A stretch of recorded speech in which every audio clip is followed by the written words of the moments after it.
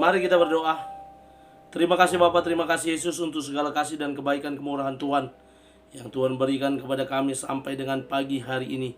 Kami boleh bangun dengan selamat, dengan tidak kekurangan suatu apapun. Sebelum kami mulai aktivitas kami pada hari ini, kami mau bersekutu dengan Tuhan, berdoa, memuji muliakan nama Tuhan, dan mendengarkan kebenaran firman Tuhan melalui channel YouTube ini. Berbicara bagi kami Tuhan, karena kami telah siap untuk mendengarkan kebenaran firman Tuhan. Dalam nama Yesus kami sudah berdoa dan mengucap syukur. Amin. Shalom ibu bapak saudara terkasih dalam nama Tuhan kita Yesus. Semangat pagi. Bertemu kembali di channel Yonando Butar-Butar dalam khotbah 5 menit aja atau 5 untuk renungan harian. Renungan pada hari ini saya ambil dari kitab Roma pasal yang ke-12 ayat yang ke-2. Demikian kesaksian firman Tuhan. Janganlah kamu menjadi serupa dengan dunia ini, tetapi berubahlah oleh pembaharuan budimu, sehingga kamu dapat membedakan manakah kehendak Allah, apa yang baik, yang berkenan kepada Allah, dan yang sempurna. Pembaharuan hidup. Ibu bapak saudara terkasih dalam nama Tuhan kita Yesus, Leo Tolstoy berkata, kehidupan sejati dijalani ketika perubahan kecil terjadi.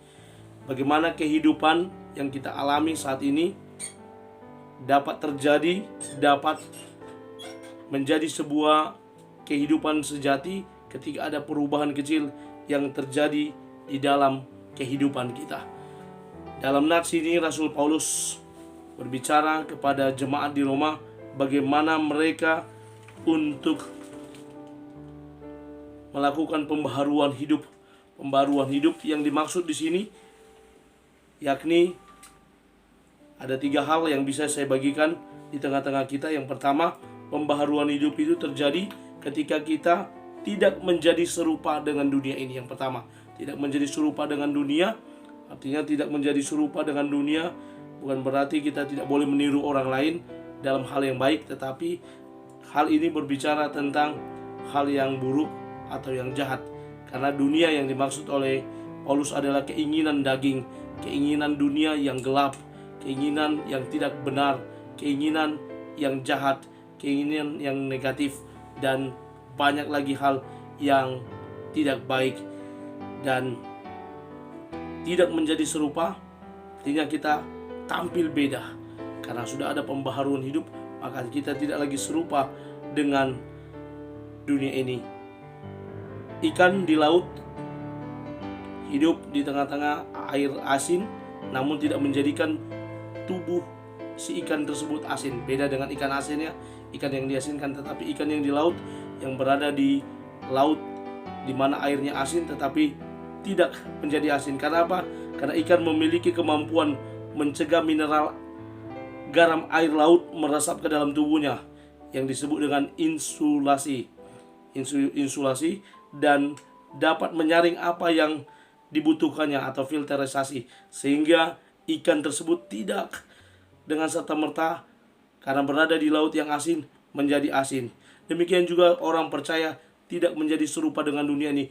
Walaupun kita berada di dunia, kita tidak serupa dengan dunia. Yang kedua, bagaimana pembaharuan hidup itu terjadi, yaitu berubah menurut pembaharuan akal budi.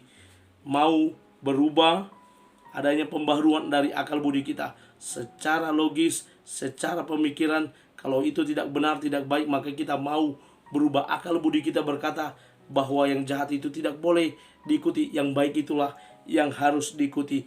Cara berpikir, cara pandang kita mengubah kita. Sebagaimana dikatakan Albert Einstein, seorang penemu, dunia yang kita ciptakan itu adalah proses berpikir.